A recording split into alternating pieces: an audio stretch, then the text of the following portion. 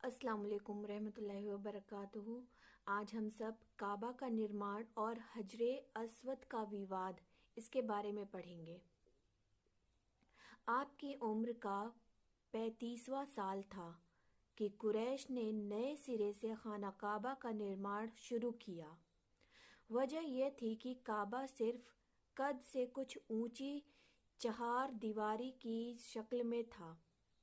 हजरत इस्माइल अलैहिस्सलाम के समय ही से उसकी ऊंचाई 9 हाथ थी और उस पर छत न थी। इस स्थिति का फायदा उठाते हुए कुछ चोरों ने उसके भीतर रखा हुआ खजाना चुरा लिया। इसके अलावा उसके निर्माण पर एक लंबा समय बीत चुका था। इमारत टूट फूट का शिकार हो गई थी और दीवारें फट गई थी। इधर उसी साल एक जबरदस्त बाढ़ आई थी जिसके बहाव का रुख खाना काबा की ओर था। इसके नतीजे में खाना काबा किसी भी क्षण ढह सकता था। इसलिए कुरैश मजबूर हो गए कि उसका पद और स्थान बाकी रहने के लिए नए सिरे से उसका निर्माण किया जाए। इस मरहले पर कुरैश ने सर्व संपत्ति से फैसला किया कि खाना काबा के निर्माण में सिर्फ हलाल रकम ही इस्तेमाल करेंगे।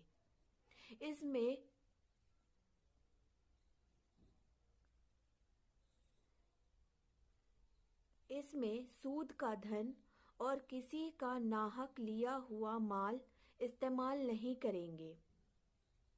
नवनिर्माण के लिए पुरानी इमारत को ढाना जरूरी था, लेकिन किसी को ढाने की जरूरत नहीं होती थी। अंततः वालिद बिन मुगीरा मखजूमी ने शुरुआत की। जब लोगों ने देखा कि उस पर कोई आफत नहीं टूटी, तो बाकी लोगों ने भी ढाना शुरू किया और इब्राहिम अलैहिस्सलाम की डाली बुनियाद तक ढा चुके तो निर्माण की शुरुआत की। निर्माण के लिए अलग अलग हर कबीले का हिस्सा मुकर्रर था और हर कबीले ने अलग अलग पत्थर के ढेर लगा रखे थे। निर्माण शुरू हुआ। बाकूम नामी एक रूमी मेमारा निगरा था। जब इमारत हुजरे अस्वद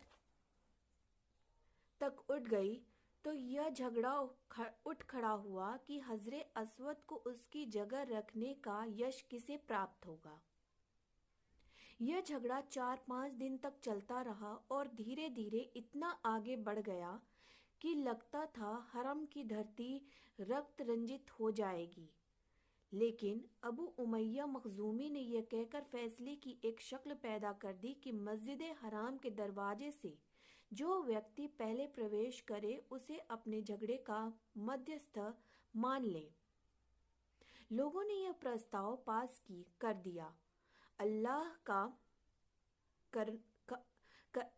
का करना ऐसा हुआ कि उसके बाद सबसे पहले अल्लाह के रसूल सल्लल्लाहु अलैहि वसल्लम तशरीफ लाए।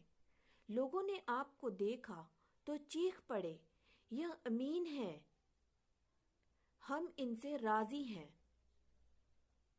यह मोहम्मद सल्लल्लाहु अलैहि वसल्लम है। फिर जब आप उनके करीब पहुंचे और उन्होंने आपको विवाद का विवरण दिया तो आपने एक चादर मंगाई, बीच में हजरे अस्वद रखा और विवादित कबीलों के सरदारों से कहा कि आप सब लोग चादर का किनारा पकड़कर ऊपर उठाएं। उन्होंने ऐसा ही किया। जब चादर हजरे अस्वद की जगह तक पहुंच गई तो आपने अपने मुबारक हाथों से हजरे अस्वद को उसकी तयशुदा जगह पर रख दिया। यह बड़ा उचित निर्णय था। इस पर सारी कौम राजी हो गई। इधर कुरैश के पास हलाल माल की कमी पड़ गई, इसलिए उन्होंने उत्तर की ओर से काबा की लंबाई लगभग 6 हाथ कम कर दी। यही टुकड़ा हिज्र और हतीम कहलाता है। इस बार कुरैश ने काबा का दरवाजा जमीन से काफी ऊंचा कर दिया ताकि इसमें वही व्यक्ति दाखिल हो सके जिसे वे इजाजत दे।